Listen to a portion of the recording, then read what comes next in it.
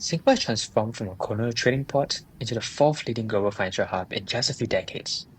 But rising competition from the US, which is advancing nationwide stablecoin frameworks under the Genius Act, and Hong Kong, whose OSC fund structure is similar to Singapore's VCC, raises the very question: how can Singapore stay ahead amid global competition? To answer why it is such a well-established hub, we can look at the four key pillars that have built its global position. So first should be regulatory strength. So laws like SFA and PSA provide a strong legal foundation for all financial activities. And operational rules such as MAS notices ensures transparency and resilience, while compliance with international standards builds global trust, establishing Singapore as a clean and stable and reliable financial hub.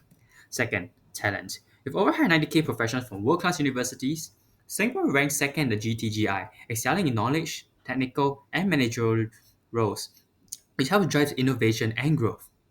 Third, infrastructure. So, high-speed digital networks and Changi Airport's connectivity makes Singapore a gateway to Asia and attracts financial and technological innovation. And finally, tax incentives and stable governance. So, though the standard corporate tax rate is 17%, qualifying activities or entities under the FSI scheme benefit from the following concession rates right here. And combined with stable and transparent political landscape, this helps Singapore maintain its position. Why perfected stability? Top rivals like New York are racing ahead. So recently, President Trump actually signed the Genius Act, which is America's first nationwide law giving stablecoins full regulatory legitimacy. And this ends years of uncertainty and reduces regulatory friction, allowing major banks to build a unified network which can deliver instant blockchain based payments across the entire country, eliminating slow ACH transfers and expensive card networks, bringing the US ahead. And if you look at Singapore, it's still in pilot projects like Project Orchid and Guardian, which explores digital currency links and asset tokenization. But this creates a speed versus safety gap.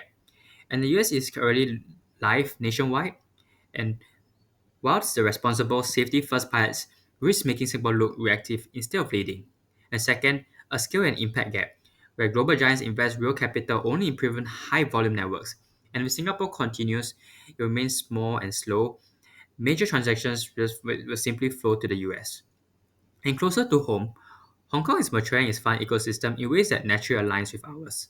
So Hong Kong OSC launched in 2018 is a flexible corporate vehicle that inspired Singapore's own VCC in 2020. And while both frameworks have their own pros and cons, the comparison itself is not really the issue. But the real challenge is actually the eroding differentiation.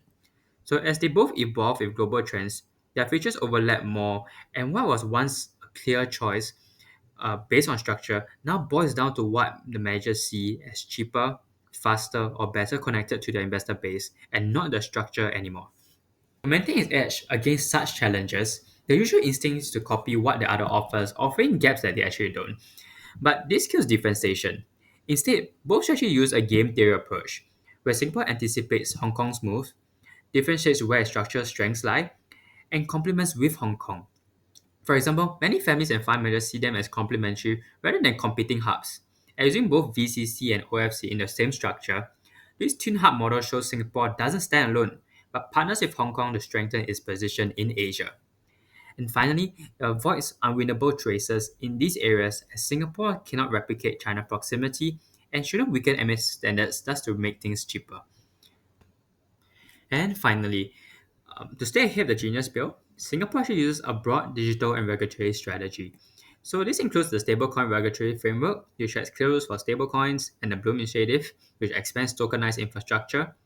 And under the financial ITM of 2025 map, which is the overall plan, pilots like Project Guardian and Orchid are basically supported key areas like Web3, AI, green fintech, FS growth, and digital infrastructure. And together, these steps shows how Singapore builds a future-ready system with clear rules, strong risk controls, and real-world trials. And even if it's slightly slower than the US, this approach protects trust and long-term stability. To conclude, Singapore's foundation is clear. It maintains its position through strong regulation, a scaled talent pool, and targeted incentives. And at the same time, it applies a game theory approach in relationship to Hong Kong's OFC, while shaping its future through pilot projects, stablecoin legislation, and ITM 2025 to build a scalable digital leadership. So Singapore is not just defending its position, it's defining the next decade as the world's indispensable financial hub. Thank you.